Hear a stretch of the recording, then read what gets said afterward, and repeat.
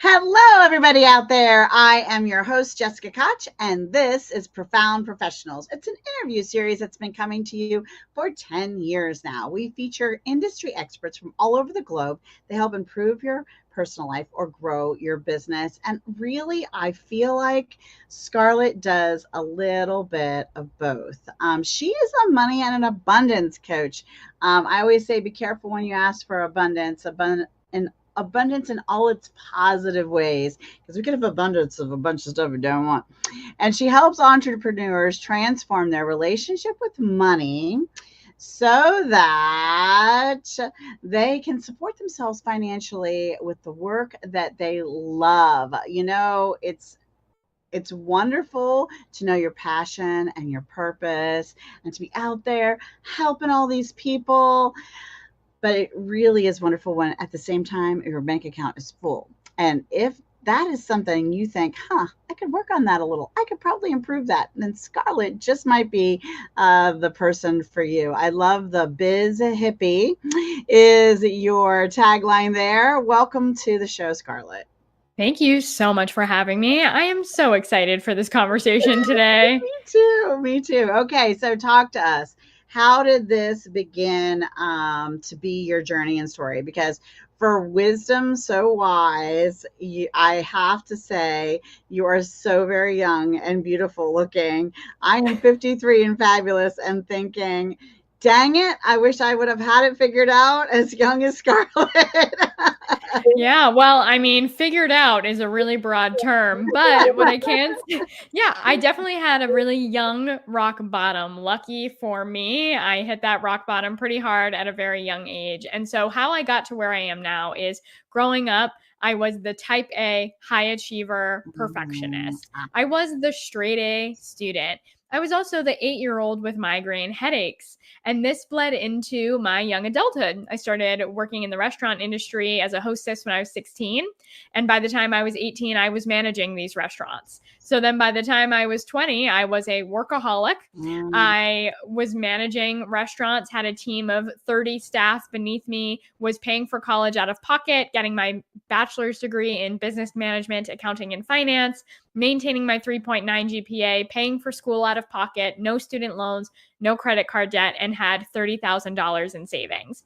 And so on paper, I was like crushing it. I was checking all the boxes. I was doing everything right. And I was really good at following the path of success and what I believed success to be. But at the same time, even though on paper everything looked great, I was absolutely dead inside. I felt like a zombie living through my own life. I was passive. I felt like I had no control. Life felt meaningless to me. I was depressed. I had weekly migraines and I was covered head to toe in eczema because it was just so uncomfortable to be in my own skin. And I didn't even realize that my life was such in misalignment, but I had been chasing success and money really was in control of my life. So eventually I hit a hard rock bottom. I woke up and realized, wow, life was passing me by. And if I just kept waiting for someday when I reached more success, when I reached more money, that I would miss my life. And so instead, I started to get in control of my life and discover, who am I?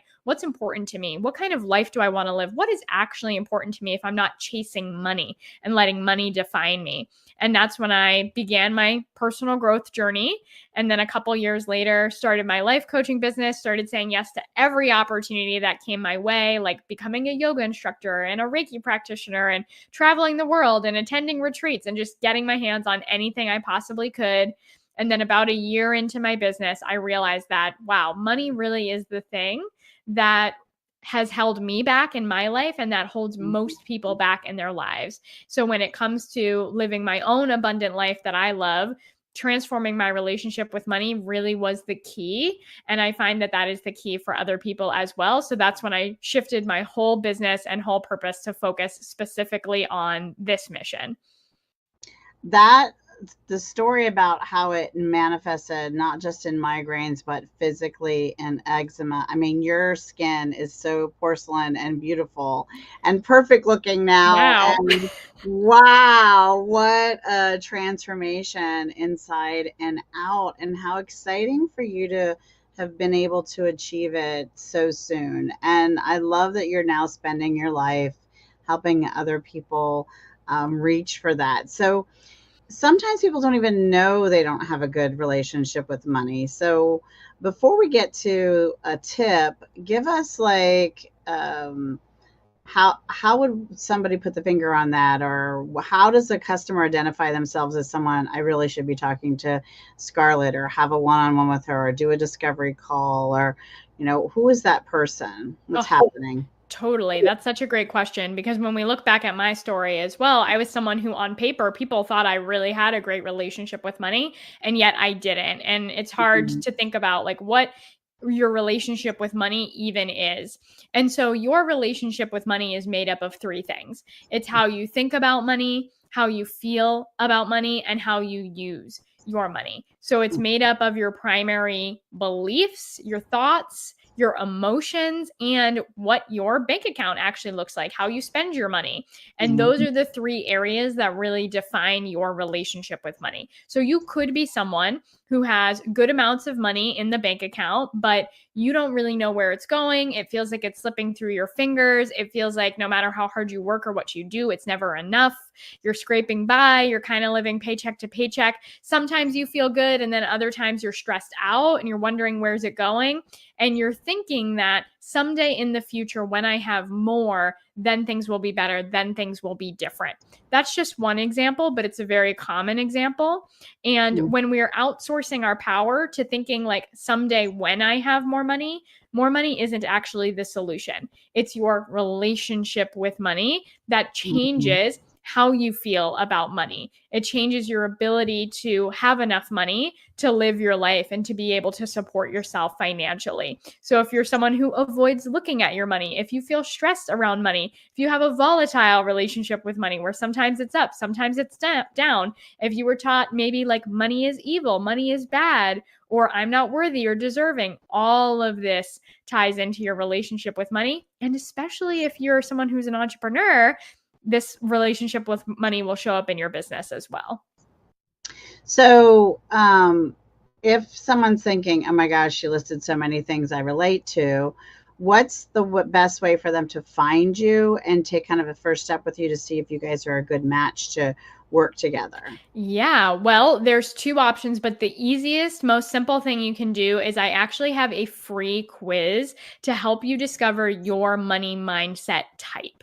And what this quiz is going to do is it's going to help you bring awareness to your relationship with money, which is really important because most people don't even know they have a relationship with money, let alone know what that relationship with money is. And so Right. going through the quiz itself is going to help bring awareness to your current relationship with money. And then when you get your results, it's going to tell you specifically about your unique money type and how to Mhm. work with your unique money type. And this is really valuable because there's so many different like money manifestation strategies and techniques out there, and you can try a lot of them and feel like they're not working and not moving the needle. That's because depending on where you are on the money relationship spectrum, some things are going to work better for where you're at than others, and you're going to need to prioritize one thing more over another thing. And each money mindset type has strengths, and each one has weaknesses and opportunities to overcome. So you gain so much information taking the quiz, which is super short, and then you gain so much information getting your results and learning about your type and knowing what steps to take moving forward. So that's the easiest way that you can hop into my world and also take this first step of learning about your relationship with money, which you can do on my website, thebizhippie.com/quiz.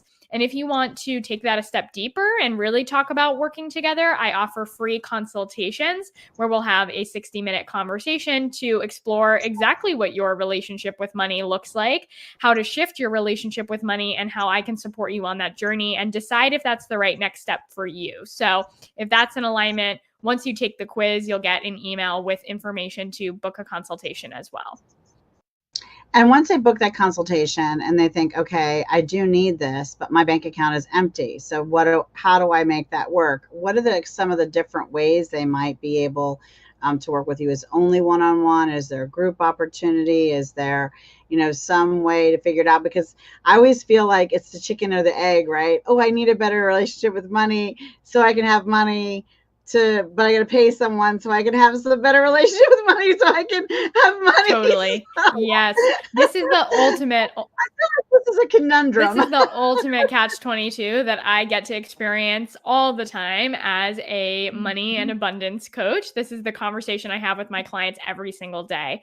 And so, first and foremost, yes, I have multiple ways and multiple opportunities for working with me. I do have a signature group program that most of my clients go through that really walks you step by step through my process for transforming your relationship with money. But also, that being said, I have been in business for quite a while, and I've had more accessible options. I've had less accessible options. I've really run the gamut of options. And what I have found is in these conversations that I have with people, it's less about how much money you have, and it's more about your confidence and your belief in yourself, in the importance of this work, in the value of this work, in your belief in your ability to get the results no matter what, to follow through, for it to be worthwhile. Because I have had clients sometimes with actually good amounts of money who just can't get over the fear of money and like overcome their relationship with money to be able to make this decision from an abundant place instead of a fearful place. And they assume it's like, oh, because I can't afford it. But in that case, it's actually not the affording. It's your relationship with money that we get to work on overcoming together in the conversation. Then I have other clients who actually have like no business paying me. They really can't afford it. I've worked with young single mothers who are working on their entrepreneurial endeavors. I've worked with people in another country with a completely different currency exchange, which makes the US dollar like drastically out of reach, and have it be the biggest investment they've ever made. I've worked with people who have gone through bankruptcy, and they are still able to make this investment because they see the impact of it. They see the value of it. They see how they've been trying everything with money to try and get more and get their feet on solid ground, and how it hasn't worked. And one of my clients said it best when she said, you know what? I can't afford not to do this.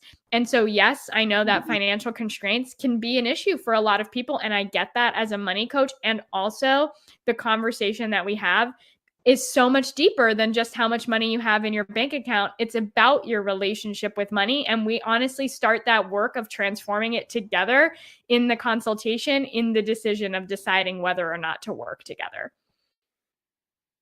Okay. All right. Well, I would love a tip, something they could do today that would help improve their relationship with money, so that